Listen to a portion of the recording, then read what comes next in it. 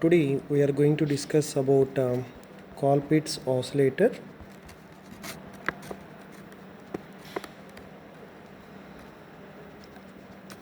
In Colpitt's oscillator we are going to have an amplifier network and feedback network. So the amplifier which we are going to use is a CE amplifier having a biasing resistance R1 and R2, and RC is the load resistance, and RE is the bypass emitter resistance. A bypass capacitor CE is connected across RE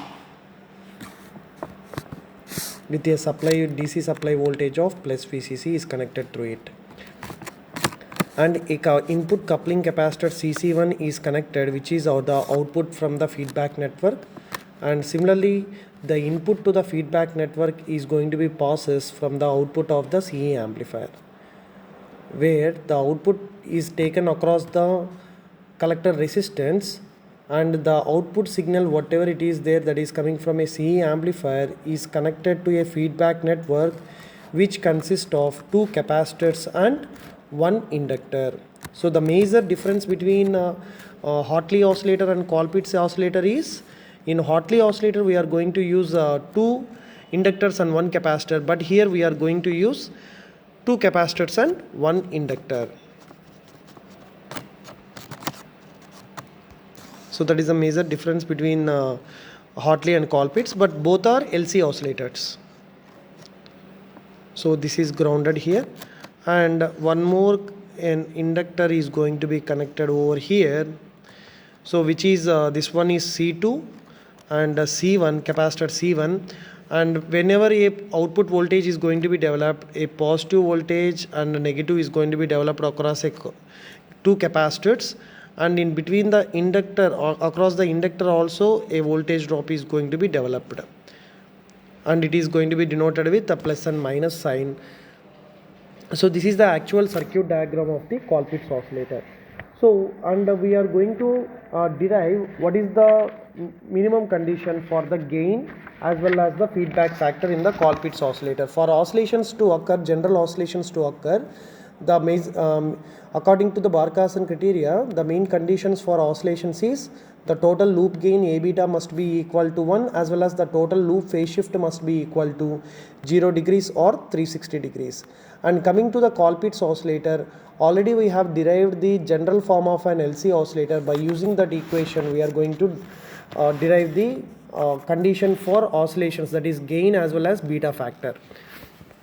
So here, coming to the circuit operation, so we are going to take first only the feedback network, where it consists of two capacitors and one inductor.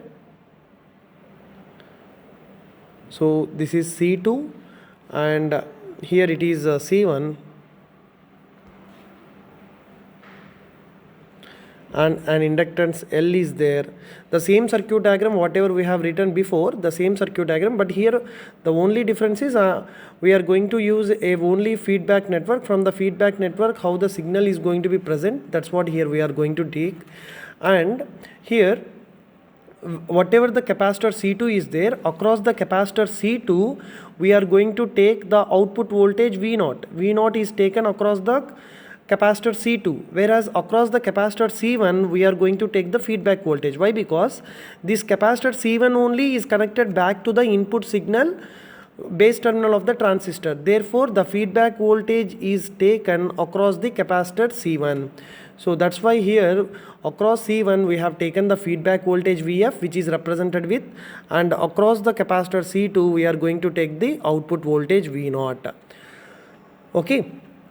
Now what is going to be happen when a supply voltage VCC, a DC supply is there, no, So whenever a DC supply VCC is going to be switched on, a transient current is going to be produced in the tank circuit. Tank circuit is nothing but what?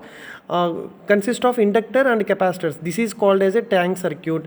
So a transient current is going to be produced in the tank circuit and produce the harmonic oscillations in the tank circuit. Okay, so now when the circuit is turned on, what will happen? The capacitors C1 and C2, both the capacitors C1 and C2 are charged, and these capacitors will be discharged through the inductor L.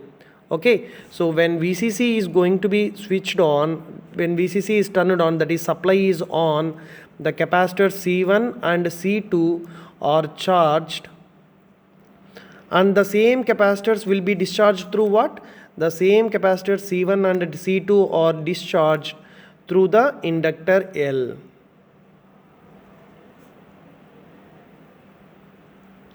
Through an inductor L. Okay, and these capacitors only, due to the presence of this inductor and capacitor only, a frequency of oscillations is going to be set up here. Now the output voltage of the amplifier will be produced across what? Across the capacitor C2. Why? Because this is the only capacitor C2 which is directly connected to the output terminal. Therefore the output voltage is going to be taken across the capacitor C2, and the feedback voltage is taken across what capacitor? C1.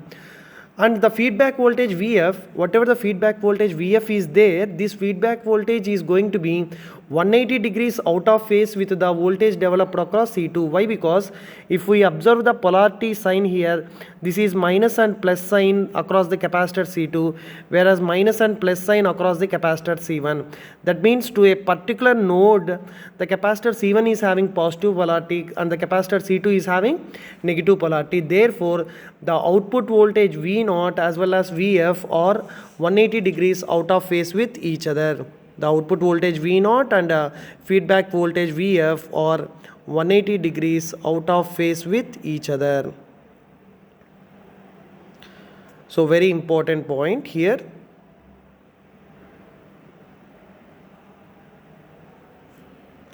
So both are 180 degrees out of phase with each other, and the voltage across C1. So whatever the voltage across C1 is there, it provides the positive feedback. Why? Because this is the only signal which is giving as an input feedback voltage to the coupling capacitor C1. So the coupling capacitor C1 will provides what? It provides a positive feedback. It's not a capacitor. The voltage across the capacitor C1.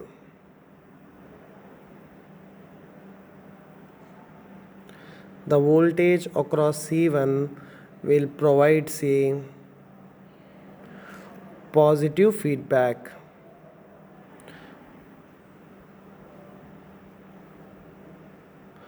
Okay, a 180 degrees phase shift.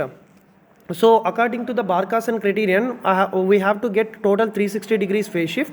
So a phase shift of 180 degrees is going to be produced by the transistor.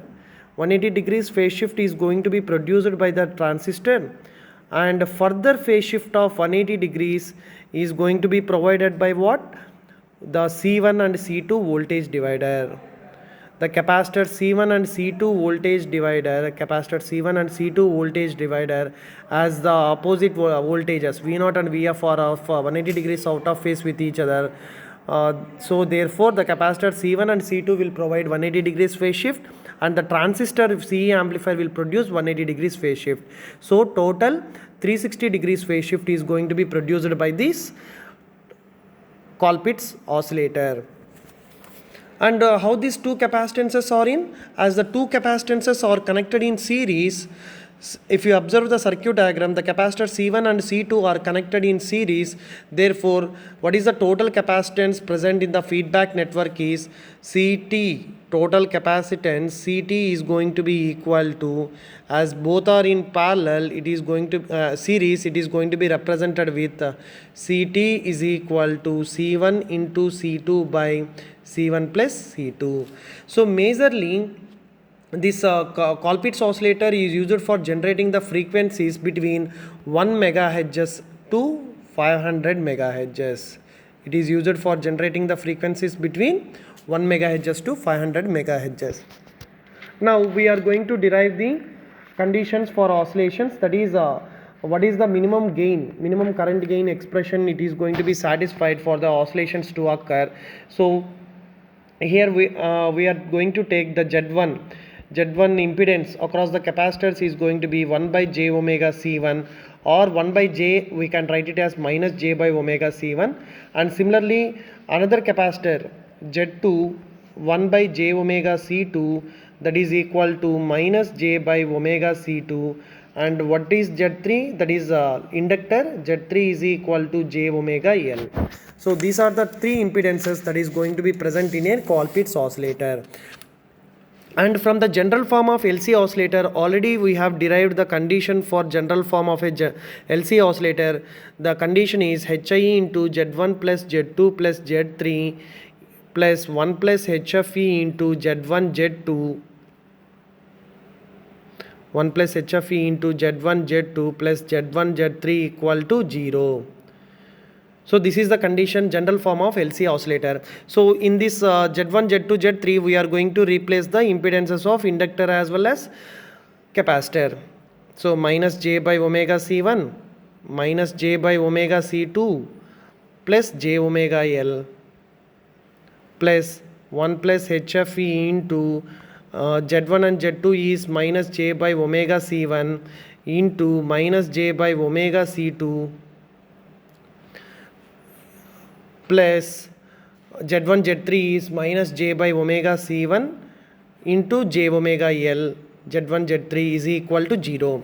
So in these terms we are going to take the constant terms, that is minus JHIE. Minus JHIE if I am going to take common, so 1 by omega C1 plus 1 by omega C2 minus omega L minus, so j square is going to be minus, j into j is going to be j square is going to be minus 1, and minus into minus plus, and plus into minus is going to be minus. So therefore minus 1 by omega square C1 C2 into 1 plus HFE, and z into z is going to be j square is going to be minus 1, minus into minus plus. So therefore omega is gets cancelled, therefore plus L by C1 is going to be equal to 0. So this is the expression what we will get after simplifying the equation 2.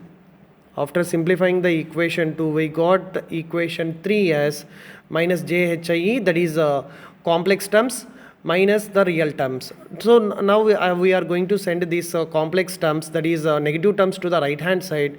The expression is going to be JHIE into 1 by omega C1 plus 1 by omega C2 minus omega L plus 1 plus HFE divided by omega square C1 C2 minus L by C1, it is equal to 0. So whatever minus terms are there, if we are going to send it to the right hand side, it will become as positive terms, and the positive terms will become it as negative terms. Now we got the equation as equation 4. So where the 1 plus HFE by omega square C1 C2 minus L by C1 is the real term, as well as J into HIE term is going to be the imaginary term. So if I want to calculate what is the frequency of oscillations, the frequency of oscillations is determined by equating the imaginary part to be 0. By equating imaginary part to 0, by equating the imaginary part of the equation 4, equation 4 to be 0. So to determine what? To determine the frequency of oscillations. So what is the imaginary part here? We are going to have HIE into 1 by omega C1 plus 1 by omega C2 minus omega L is equal to 0. So therefore HIE into 1 by omega C1 plus 1 by omega C2 minus omega L is going to be equal to 0. If I am sending the HIE term to the right hand side, it will also become it as 0. So therefore 1 by omega C1 plus 1 by omega C2 minus omega L is going to be equal to 0. And omega, if I am going to take common in C1 and C2, so 1 by C1 plus 1 by C2 is equal to omega L. So omega is going to be gets cancelled. So C1 plus C2 by C1 plus C2 by C1 C2 is equal to C1 C2 by 1 by omega. Okay, fine.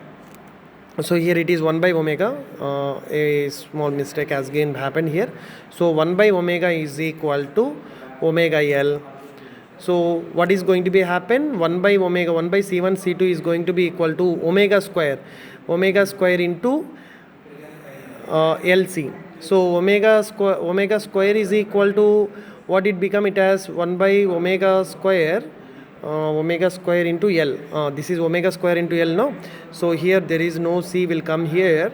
So omega square is going to be equal to 1 by L C1 plus C2 divided by L C1 C2.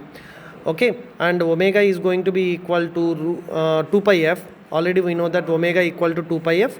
So we are writing that 2 pi f on the left hand side, and this square will go to the right hand side. It has root of C1 plus C2 divided by L C1 C2, and f is equal to what? F is equal to 1 by 2 pi root of C1 plus C2 divided by L into C1 C2. So this is the expression for frequency of oscillations, where we can write it as f is equal to 1 by 2 pi root L into C equivalent.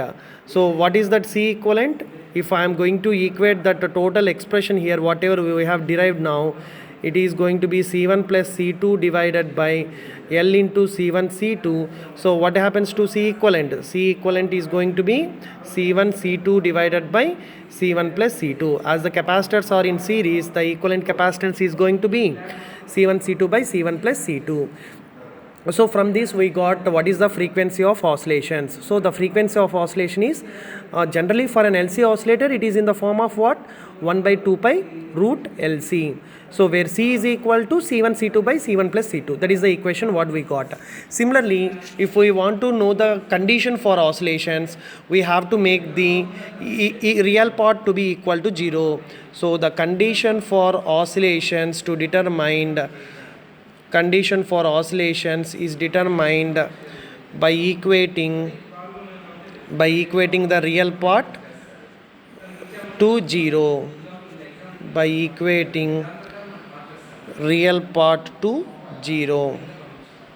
So what is the real part over here? The real part is going to be 1 plus HFE divided by omega square C1 C2 minus L by C1 equal to 0. So we are going to send this L by C1 to the right hand side. Minus L by C1, we are going to send it to the right hand side. So that the expression is going to be 1 plus HFE divided by omega square C1 C2 is equal to L by C1. So C1 is going to be gets cancelled. So omega square, we want to get the current gain expression. So 1 plus HFE divided by C2 is going to be equal to omega square into L. So what is omega? Already we derived the equation for omega from this term. Omega equal to what? Omega equal to, we can write it as root of omega equal to root of C1 plus C2 divided by L into C1 C2. So the same expression we are going to substitute here. C1 plus C2 divided by L into C1 C2, omega square in the sense, so there no root is going to be there, root is going to be gets cancelled. So this is the expression what you are going to get, 1 plus HFE by C2, that is equal to 1 plus HFE by C2, that is equal to what? This L and L gets cancelled. So the expression is going to be C1 plus C2 divided by C1 C2. So 1 plus HFE is equal to, and C2 also going to be gets cancelled, C1 plus C2 divided by C1. So HFE is going to be C1 plus C2 by C1 minus 1. So that is going to be C1 plus C2 minus C1 divided by C1. So plus C1 minus C1 gets cancelled. So the condition for oscillations in Colpitt's oscillator is what? HFE equal to C2 by C1. So the HFE is going to be called as a current gain. The current gain value must be equal to C2 by C1. That's all about Colpitt's oscillator.